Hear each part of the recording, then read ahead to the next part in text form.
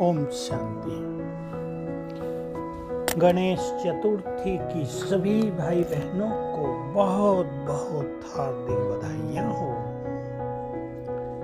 गणेश शिव के पुत्र,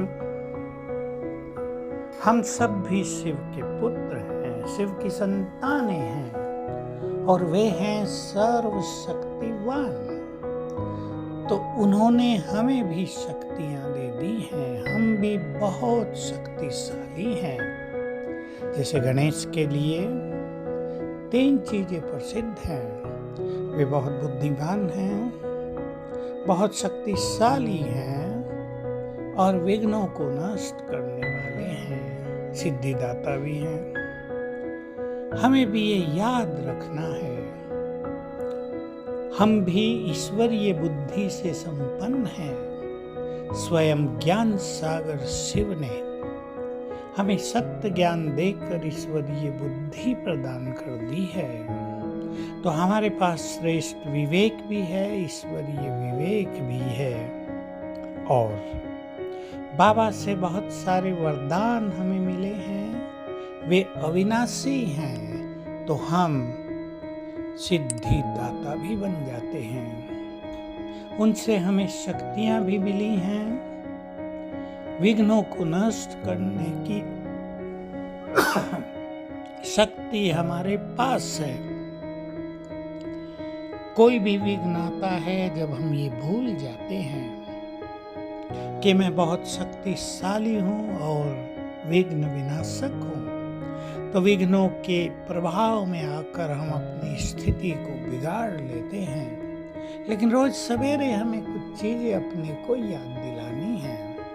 हम एक लिस्ट बना ले 5-7 चीजों की जो रोज सवेरे स्वयं को याद दिलाएंगे।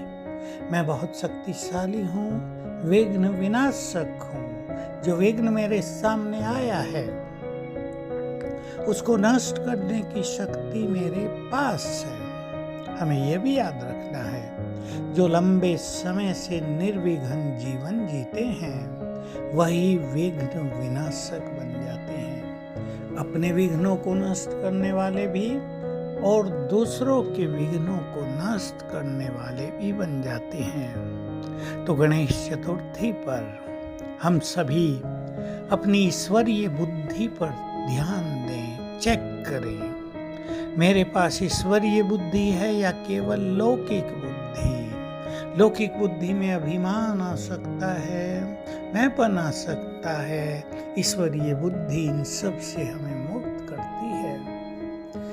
ज्ञान हमें ज्ञान सागर से मिला है, तो हमें चिंतन करना है कि हम ज्ञान को याद रखते हैं, कौन सी बातें हमारे चिंतन में रहती हैं। ज्ञान चिंतन करते हुए, ज्ञान का स्मरण करने से हमें दिव्य विवेक प्राप्त हो जाता है, हो जाएगा। हमें अपनी शक्तियों को भी चेक करना है कि कहीं व्यर्थ संकल्पों में हम अपनी शक्तियों को बहा तो नहीं देते हैं। शक्तियां तो हमारे पास हैं, कहीं वो सो तो नहीं रही हैं। सोई हुई शक्तियों को हमें जगाना है मास्टर सर्वशक्तिवान की स्मृति से। और अच्छी तरह से आज चेक कर लें, हम विघ्न आने पर परेशान हो जाते हैं या अपनी स्थिति को स्थिर रखने में समर्थ होते हैं। इसमें सद्ज्ञान का प्रयोग भी और शक्तिशाली होने का अनुभव भी हमें बहुत मदद करता है। विघ्न तो आते हैं, सबके पास आते हैं, तन के भी आ जाते हैं, परिवार के भी आते हैं, बीमारियों के भी बहुत ज़्यादा आते हैं, काम धंधों में पैसे के विघ्न और आजकल दुनिया में संबंधों के विघ्न सबसे भारी पड़ रहे हैं मनुष्य को, क्योंकि उसमें अपनापन होता है, उसमें आत्मिक भाव बनाते चले। तो इन सब को मिलाकर जब हम चलेंगे तो विघ्न कम से कम आएंगे और विघ्नों को हम नष्ट भी कर पाएंगे। पहले तो हमें ये कला सीखनी है कि निर्विघ्न जीवन रहे। कई लोग छोटी छोटी बातों को भी बड़ा विघ्न मान लेते और परेशान हो जाते हैं। और कई लोगों के लिए कॉमन बात होती है, भाई ये बात तो आती है, ठीक है चली जाएगी, तो वो शक्तिशाली रहकर उन चीज़ों को समाप्त कर देते हैं। तो जितने हम हल्के रहेंगे, विघ्न भी हल्के होकर नष्ट हो जाएंगे। तो आज से सभी गणेश बन जाएं, बाबा की बातों को ग्रहण करते हुए अपने जीवन को निर्विघ्न बनाएं